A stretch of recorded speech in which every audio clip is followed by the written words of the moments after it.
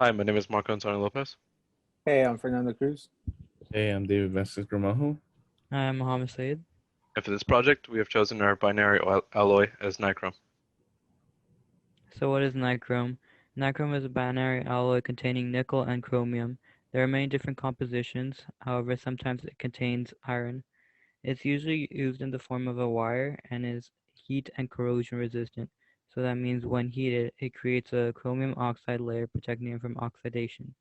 It is highly resistive, which means it heats up to small electrical currents and has good wear resistance.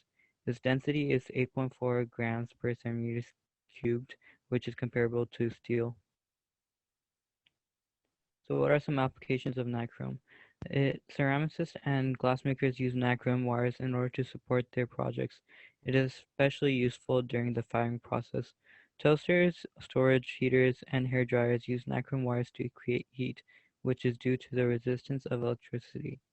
Vaporizers and electronic cigarettes contain nichrome components, and nichrome can be also seen as an igniter. For example, when you light a firework.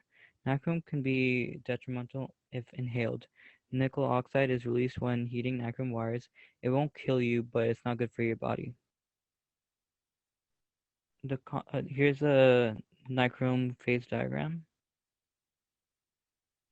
And the composition that I chose was 50% nichrome and 50% chromium at 1500 degrees Celsius. There are two different phases in our diagram. Phase 1 is 100% liquid at 1500 to 1315 degrees Celsius, and phase 2 is FCC plus BCC at 1350 to 500 degrees Celsius.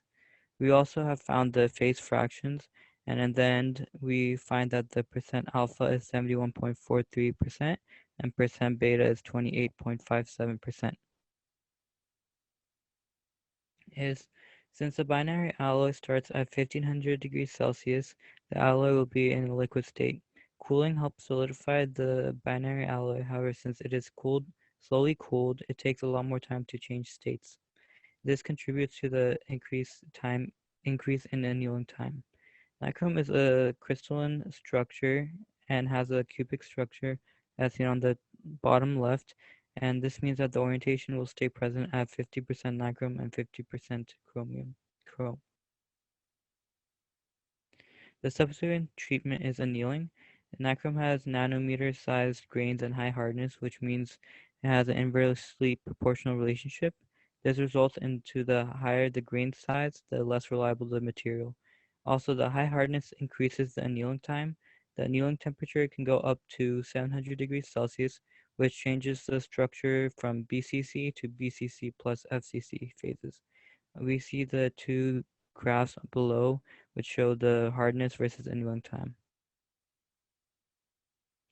Here we have the microstructure for 50% nichrome and 50% chromium alloy. So I've chosen a system composition of 60% nickel and 40% chrome, starting at 1500 degrees Celsius and being rapidly quenched. The subsequent treatment I've chosen is known as cold work. Cold work is the process in which metal is shaped below its recrystallization temperature. This usually occurs at ambient temperature. So it would first begin at 1500 degrees Celsius in the liquid stage. It will then briefly go into the alpha plus liquid stage. Then it will transition to the alpha stage until finally at around 700 degrees Celsius, it will end up in the alpha plus beta stage. So for the competition that I chose, the grain size was calculated at about 380.95 micrometers. The mass fraction will stay consistent along each phase at 60% nickel and 40% chrome.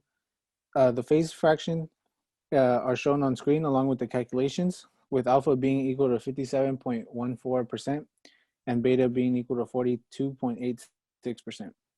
The crystal structure resulted in a rough but not rigid surface similar to concrete floor with a broom finish.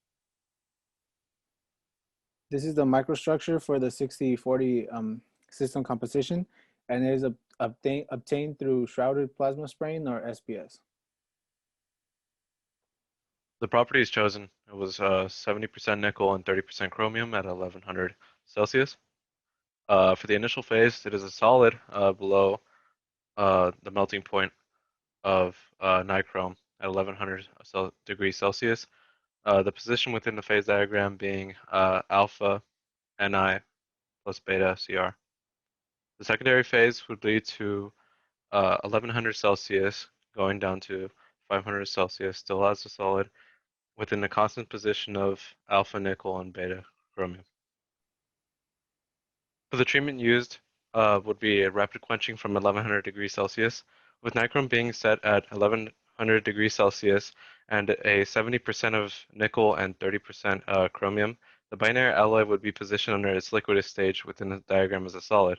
The process will consist of the alloy being rapidly quenched from its initial temperature of 1100 degrees Celsius within the position of alpha nickel and beta chromium within the phase diagram. This position will remain constant as it cools to room temperature. The mass fraction will consist of 70-30 for the alpha and beta. The phase fraction is given for the properties chosen. We are given a percentage, an alpha percentage of 42.8% and a beta percentage of 57.1%.